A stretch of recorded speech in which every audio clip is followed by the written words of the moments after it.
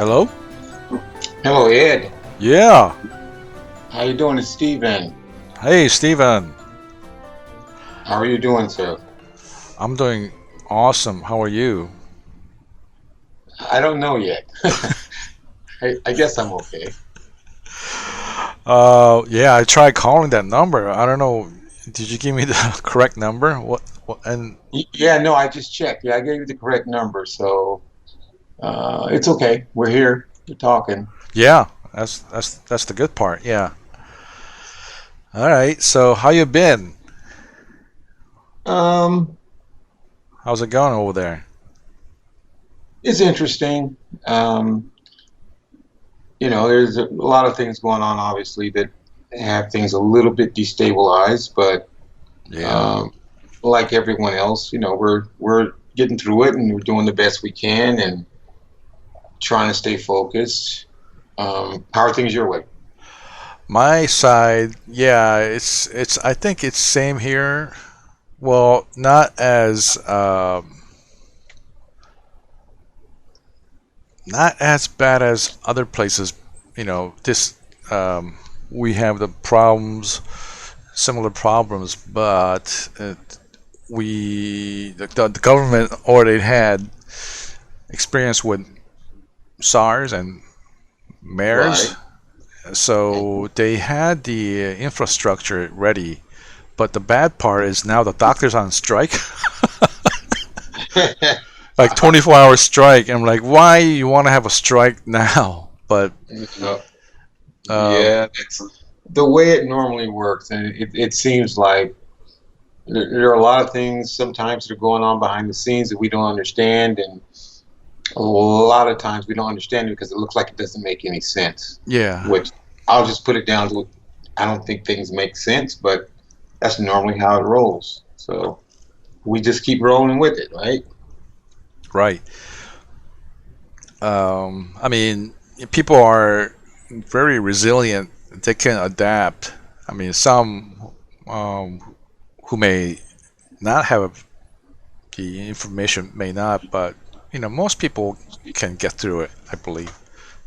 Oh, I totally believe that. I Yeah, mean, as a species, we've been resilient from day one. So, we learn and we grow, um, and it's not always that there's leadership in place to help evolve us. It's that we just learn to adapt and evolve even with weak leadership. So that's just the way it works. yeah, yeah.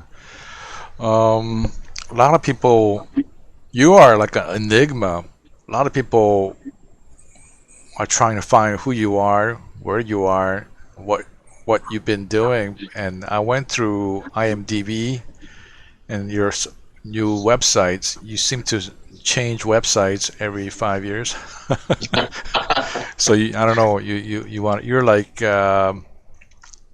yeah, hard man to get hold of. But a lot of people know you, and we certainly know you.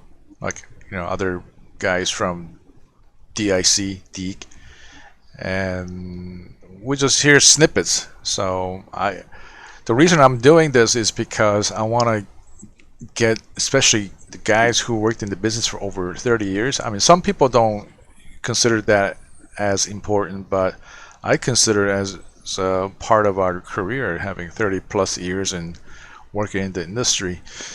And you are one of them, and a lot of the people from Deek, that I work with are still working, and Right. you seem to be still kicking kicking butt. Um, I'm doing what I can. yeah, Yeah. and I haven't talked to you in a very long time, but it seems like we've never been apart that for that long.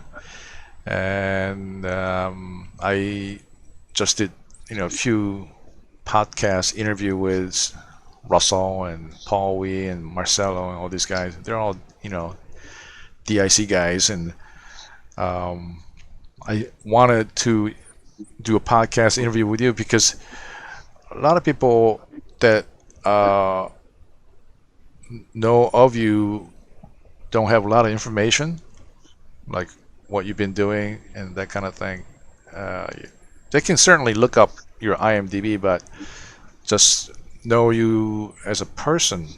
I think that's and as an artist. But how did you start? You were trained as an architect, then you went on to work at an architect firm, and then you went to DIC. Is that how Yeah, it started? uh, yeah, and to be honest, I think I'm kind of purposely off the radar because I've always been the kind of person that I don't live on what I did yesterday. I live Mm. on what I'm doing now and how I'm going to move forward. Yeah, And when people ask me what I worked on, I have to look it up online because I don't have a record yeah. of things because I have always been kind of deliberate that way. And as we talk a little bit more, um, you know, there's probably even things that you don't really know. I'm pretty. Um, I'm not very good at. Someone told me that I needed someone to produce me, so that way I could stay on top of what, Hmm. and that way, as you said, I could stay more current in terms of if there is any interest in my background or my past. But I'm just really not good at it and never have been. But as like a 15-year-old kid, I started as a janitor in an architect's office. Uh-huh. Uh, and because I always had interest in architecture, and my thing was as a young kid, I always wanted to like save the planet. And what I wanted to do at a very young age, I'd probably say it started about 13. Um, I wanted to, kind of create these canalways that went in from the ocean all the way inland into the deserts, and desalinization plants. So when the water came in through the canals, on either side there'd be mega structures and farms and industry. I've always been really interested in things that I thought would make the world a better place, and I guess that's where kind of my creative root started. And I thought, well, maybe if I got an architecture, some of those ideas and dreams I had, I could make it work. Hmm. Um, so I started actually working on my portfolio about 13, 14 years old to do architecture. And Wow. I was like 15 years old. And, back in the day, I used to love kung fu movies and stuff like that. And I remember I was taking my portfolio around everywhere, and all of around San Diego, California, where I grew up. And Hmm. I kind of ran out of offices to hit. And one day I came out of a movie, a triple feature. Uh, What were and they? oh man, it was one of them was oh gosh, I can't remember now. It was so long ago. Were, obviously I'm in my 60s now. I'm talking a long time ago. But were they kung fu movies? yeah, they were kung fu movies. That was back in the day when the movies were being imported to Ah. America, and you could go back in those days and spend $5, and they'd have a triple feature. You could just be in there all day. Um, pretty rough environment back in those days, but it was cool, and we'd hang out. And um, I had been going around showing my portfolio for a while as a kid, and Hmm. didn't get a whole lot of response. And um, uh, but I came out of the movie one day, and going to the bus stop to get home, and there was this little office, and it's now considered the gas lamp district in San Diego, Oh which yeah, is. yeah, that area, yeah. And but back in those days, it wasn't that way though. It Mm. was like they were just starting, and there's this little small office, and I say, hey, I've never been there, so I think I was at the movies on a Sunday. I said after school on that Monday, I would, you know, wrap up my portfolio, Hmm. and then kind of ride out and go in and talk to them. And uh, like I always did, I go in and I used to lie and say, well, I have an appointment. And then they're like, Awesome. they were like, no, you don't have no appointment. There was even one office I went to, and I said, yes, I don't remember the architect, the firm, but I said, oh, I have an appointment with Mr. Anderson today. And they're like, okay, well, Mr. Anderson's been dead for 20 years. Oh man. Um, and I was like, oh, that's when I realized just because the firm has the name on the door doesn't mean the originator is still even around. They just keep the Yeah. name. Just found And her. I was like, Yeah. that was a little bit embarrassing, but it was funny. I learned a lot in those days. I was pretty proactive. But anyway, so I go to this small firm and I go in and I did my usual shtick, and they were like, oh well, you know what? Maybe there's somebody here that will talk to you. And it Mm. was one of the principals of the firm actually came out. It was a company called Macy Henderson and Cole, Mm-hmm. um, and Melco came out and talked to me. And he looked at my work. He was really nice, and they were very progressive. They're actually the firm that started the whole gas lamp thing Wow. in San Diego. They were the real deal. They were the originators Mm. of the trying to rebuild downtown San Diego. Yeah. But they had just started, and But anyway, so he looks at my work and he says, "Well, we have something. We'll call you." And I was like, "All right, I get it, and I appreciate it." And uh, at the time, I was good at doing janitorial work. Mm. Because I did have an after-school job where I was a janitor I was at an elementary school. I was in high school, but I was still at an elementary school doing the janitorial work in Mm. the evenings. So that was all I really had on my resume, right? It's just my little portfolio drawings and designs for architecture, and then my janitorial background. That was my resume. And so I got a call from Melco about a month later. Yeah. And I was so excited, and I was like, "Oh, well, thank you for calling." I said, and he said, "Well, we got it. We're going to make you a job offer." And I was like, "Oh, I'm so excited! Thank you so much."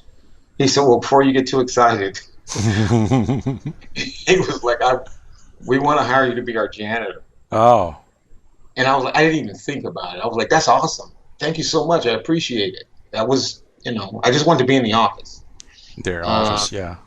yeah, and he was like, "Oh, okay." So I literally started a week later, and it was a terrible job, by the way. Oh It, man. it was they have big rats and stuff running Oh around because most jeez. yeah most of the work I did was actually in the basement. Uh, Oh. well, the big thing was is that they were started this whole thing with the gas lamp thing, and so what they wanted to do is use the building they owned, which was like 3-4 story building, Yeah.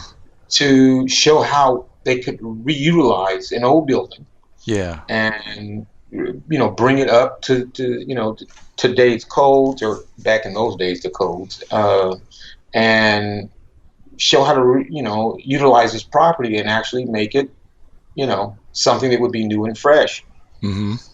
So my job was to clean that basement out. They had one little light at the top of the stairs, big rats running around. It was disgusting. It was dark, but I did it. And I would, every day before I started work, I would talk to all the folks, and then I would kind of go and put on my overalls Yeah. and start cleaning the basement out. So I take everything out of up the stairs and through the back door of the office, and I would pile it up so we could have trucks come in. And I was just doing a lot of cleanup work for the most part. Yeah. Um, and it was hard. It was dirty. But I enjoyed the time before I started work to walk around to a lot of the individuals there and just see what they were doing. And I would show them stuff that I was doing in terms of architectural work. Yeah. I was doing at home. And, um, so that probably went on about 3 months. Mm-hmm. Uh, and I went into work one day, and it was Mel Cole who came to me, like, because I said, "Oh, okay, it's time for me to start work." I had made my rounds. I said, "Okay, I'm going to change into my overalls and get ready for work." Yep. And he said, "Oh, yeah, you don't have to do that today." And the first thing that came to my mind is they're firing me. Mm. Like I'm getting laid off. Uh-huh. Uh, and so I kind of, my heart started beating. I Yeah, checked, yeah. and Mel was like, "Oh, no, no, wait." He said, "I got a surprise for you." And just as they were, we were renovating the building and doing it, they actually on the loft of the office had built a workstation for me. So we go up into the loft. He said, "This is yours." And I was just like, he said, "From now on, you're going to do architecture." I think I was about 15 at the time Jeez. when that happened, and I was so excited and I was so fired up. Yeah, yeah. But they were very progressive because they, were on the ground floor of revitalizing downtown San Diego, and I was a part of that actually in those days. We used to go out, we would measure buildings, and we started Wow. renovation. Yeah. But I was pretty much a professional, and I remember there's one day then when I started driving at 16, I used to have to borrow my mom's car. She had this big, 8-cylinder. I think it was a 1969 black Cadillac Eldorado, which is a big old car. Jeez. Yeah, it's like a rowboat, right? Yeah. And and Rowboat. so and so I would take it to work, and we had this really small parking lot. And Al Macy, who was the lead principal of the firm, I was at work and he was just out and he came back and he came in upset. He's like, "There's a big old black Cadillac out there. Let's call the people and have it towed away." And I was like, "Oh, excuse me," because it took up like two parking spaces. The Yeah, I thing was huge, bet. Yeah. and we didn't have a lot of space back there. And I said, "Oh, excuse me, sir, that's mine." And then he looked at me over his glasses and he said, "We're paying you too much money." You got this big old car. He didn't even have a car that big. And he was like, "We're paying you too much money." And then, we had a laugh about it, but they were some of the nicest and sweetest people. And I'll always remember the Hmm. support that they gave me. And that's pretty much how I started my career. And I did that till I graduated high school. Yeah. Yeah. So that's pretty much how I started. Yeah. And I Yeah, go ahead. No, well, I never went to college, so I don't have any professional training, if you will, for in terms of school. Mm-hmm. But I learned a lot, and I learned a lot faster. I've always worked, so I worked professionally from 15 to 16 and up, or whatever it is. Yeah. And I found that for me, and I wanted to go to school, but I just never had the money. Mm. Um, So I just decided I would continue to work because I learned faster. Even some of the people, as I changed jobs and moved around to different architectural firms, they was like, "Well, you're already doing what you do if you graduated from college anyway, and maybe even beyond what you would have done if you graduated out of college." Because a lot of people will be just starting, but you've already been doing this for, and I guess if you graduated at 20, 21, 22 years old, well, I was already professional with 5, 6 years at that point. So by the time I was like 22, something like that, I was pretty much already doing what I would be doing, you know, years after I graduated anyway. So I decided, I just kept working. Um, so I don't really have any educational background in anything. Mm-hmm. And everything I've learned, which people always say, "Oh, they're self-taught," and this kind of thing. It's like, well, I'm not really self-taught. I learned on the job. Mm. That's the best education anybody's going to get, Yeah. in my opinion. And you know this. I mean, we work places, we have to learn new things, and um, most of your education kind of comes being in the trenches, and you learn so much faster. Where Yeah.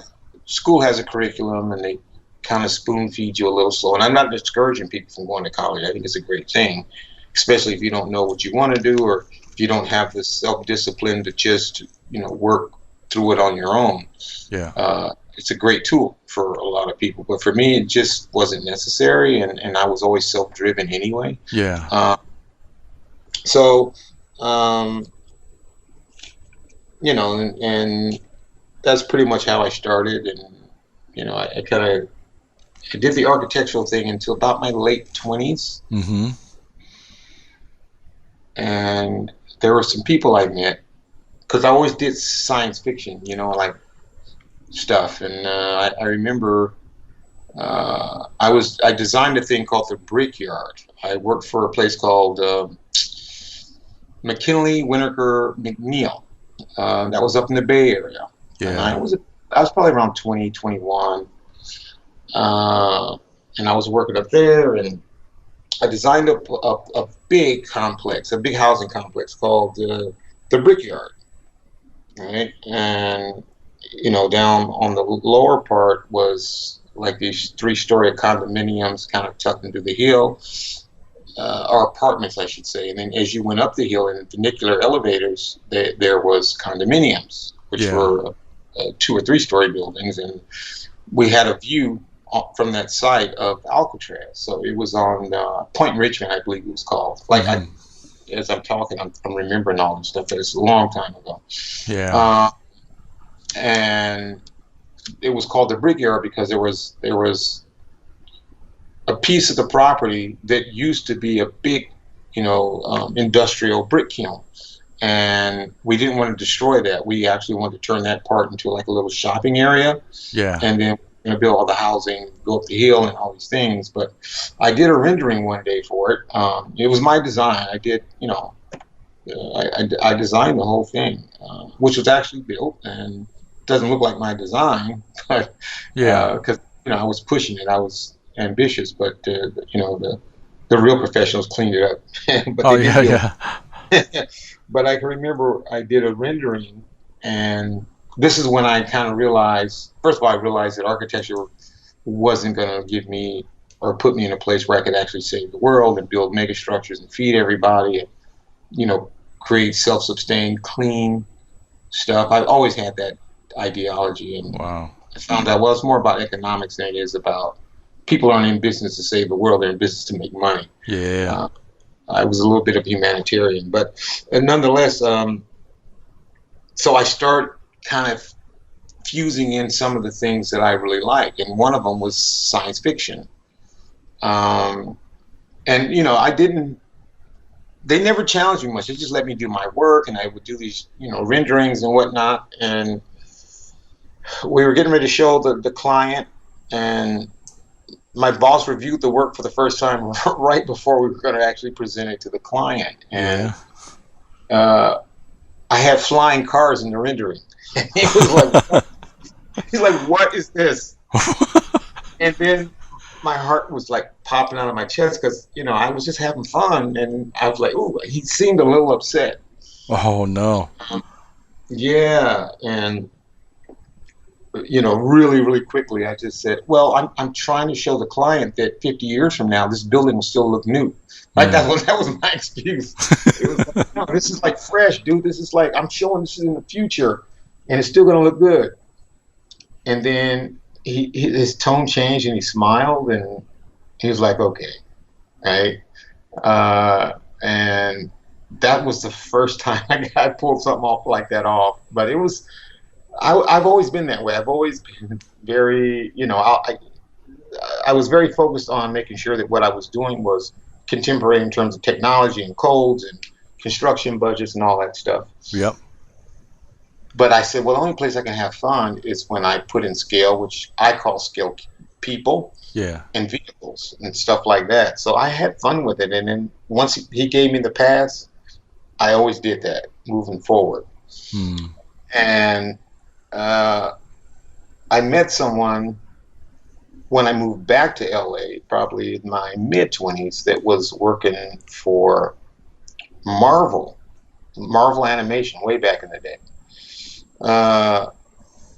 And somebody had saw my architectural renderings, and so they were real world projects, real world things, but they saw that there was always this sci-fi flair to it, and they said, "Hey, I got a friend that works at a studio, and they do this kind of stuff." And I was like, "Really?" And I said, because I didn't know that my work could actually be used outside of architecture, and so I went over there just for kind of a look-see, Yeah. kind of around and meet people, and I was like, "Man, I want to do this." Like, I was just so fascinated that everything that I envisioned for the future visually, they were doing it, right? Mm. I don't remember what they were working on at the time. It was really a long time ago, but it was kind of sci-fi, superhero, kind of all Yeah. kinds of stuff that I liked. And uh, one of the art directors that saw my portfolio at the time, he was like, "Yeah, well, no, if something comes up, we'll give you a call, or you know, or whatever, And I didn't hear from him for a while, but I got a call one day from a new company. I think it was called Kushner Lock. Yeah, I heard of it. They were doing a Japanese import called Spiral Zone. Yeah. So Spiral Zone was a pre-existing animated program, and their toys were amazing. Like, the toys were like, this is like, but they wanted to bring it to America, and then obviously on the toy end, that back in those days, the animation was like basically 30-minute long Commercial.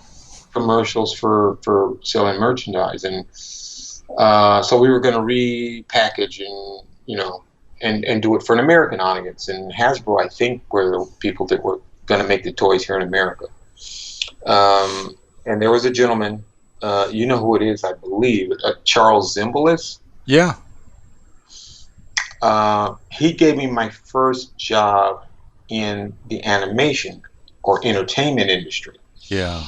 And he looked at my work, and he was like, "Man, we could really use you."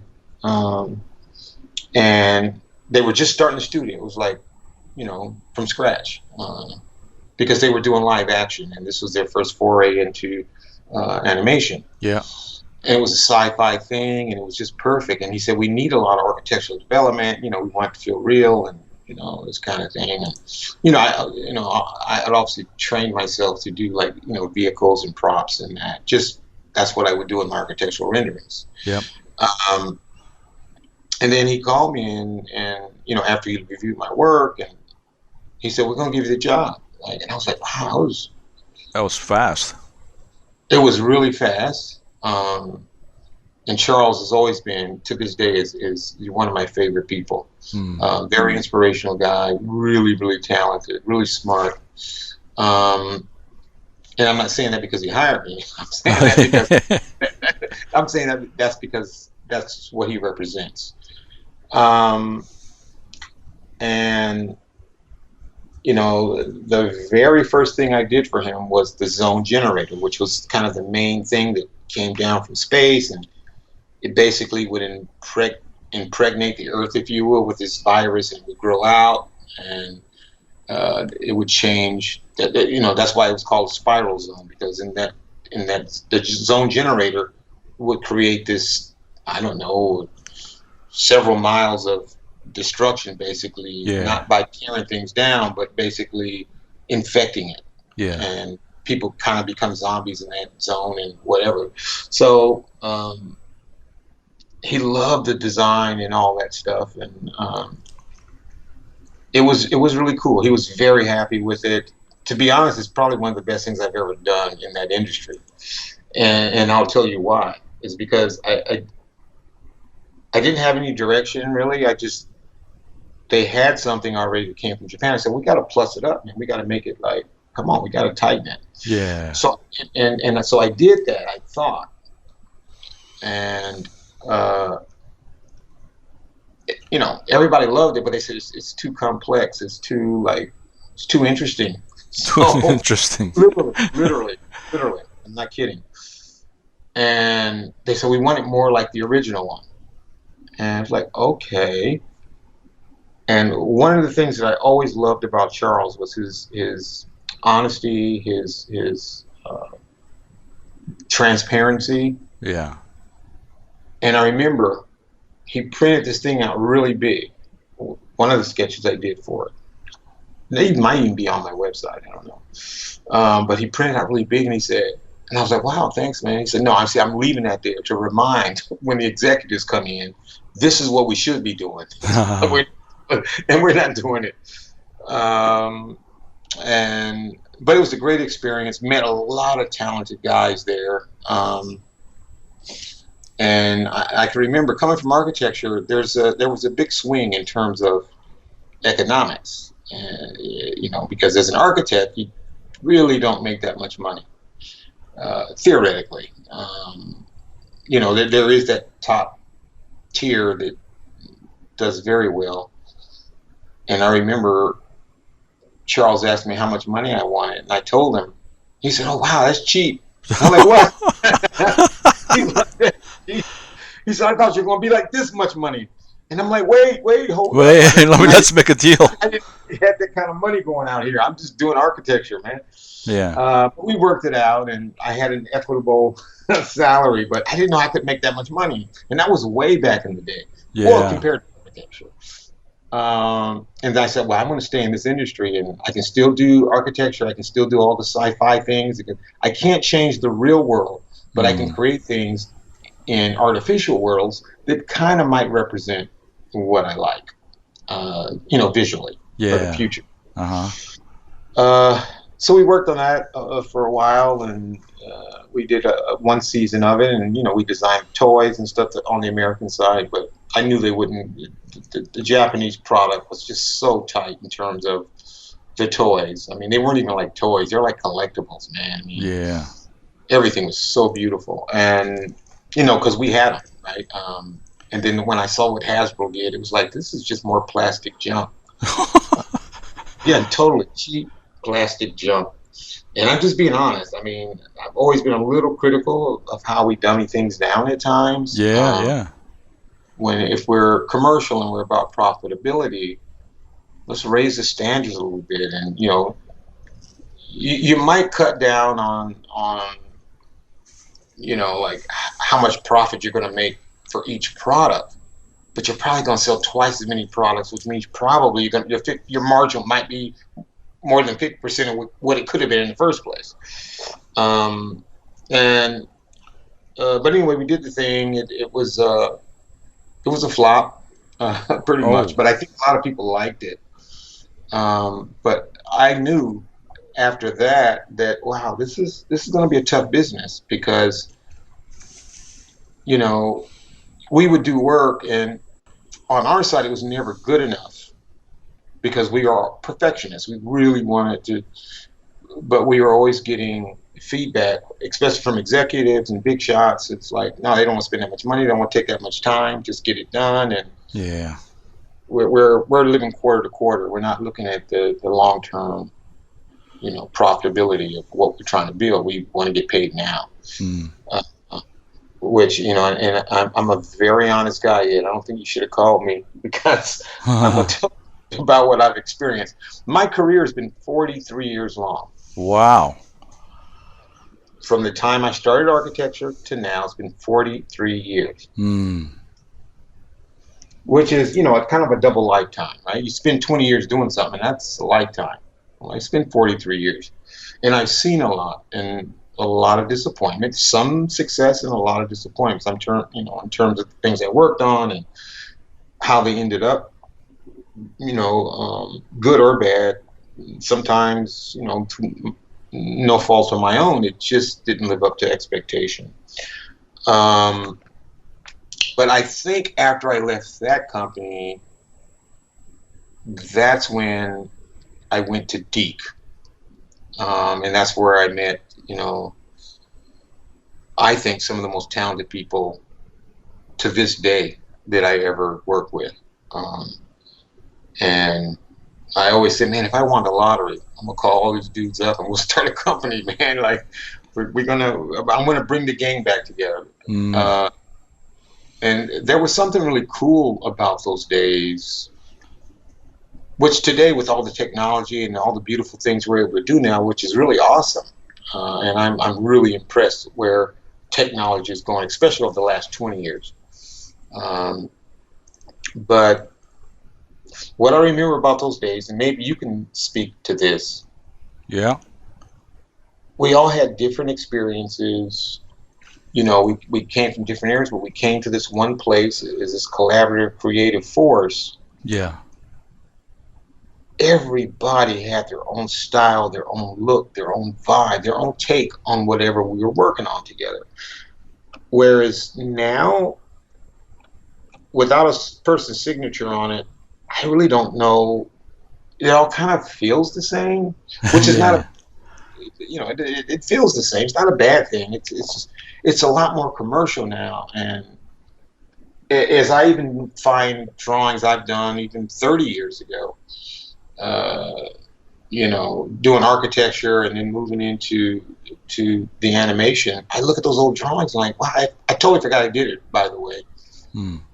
But I was like, wow, this is kind of different. It's even different for me. Hmm. And I could always tell who did what. You know what I mean? Like I could tell an Ed Lee drawing from a Steve Suage thing, from Ed Lee or Marcelo and all those guys that we work with, and Paul Wee, or whoever we work with, and Richie, and like this. They were all brilliant in their own way, and they did different things in their own time, but they brought their own personal flavor to Yeah. whatever we were working on together. Which had to visually have some unification. But we all brought our little flavor to it, and I don't feel it's that way now. And things are very successful, and they're doing well, and that's commercialism. But to be honest, I miss the analog days. I still prefer drawing on with pencil and paper, or markers, or paint, or whatever, real stuff versus digital stuff. And I Hmm. love digital stuff. It's beautiful, brilliant stuff. But for me, it's more labor intensive. Like it just doesn't flow the same. Hmm. Um, and back in the day, you designing something, you do 20 sketches, and they're all there. Um, Nowadays, you'll design something, and the 20 sketches get lost in layers and changing and erasing, and then you basically, you cut down how many variations you have from 20, because back in the day it was 1-to-1. You do 20 variations, they're there to see. And now 20 turns into 4 or 5 nowadays, because you can experiment more, which is okay, it's cool. But I prefer the old stuff just because it allowed me to track things better, and I use a lot of shortcuts when I work digital now. Yeah. That I lose some of those iterations, some of those ideas. I don't know. How do you feel? I mean, Oh, totally agree because I too came from analog, working on paper and with pen, and yeah, some of the things get lost, and you can really, if you know the tool, you can really manipulate work, and you can kind of fake it too. Fake it like you did like 20 drawings, but you only did 5, and just flip it and flop it and whatever. But oh we yeah, could, fake it to make it.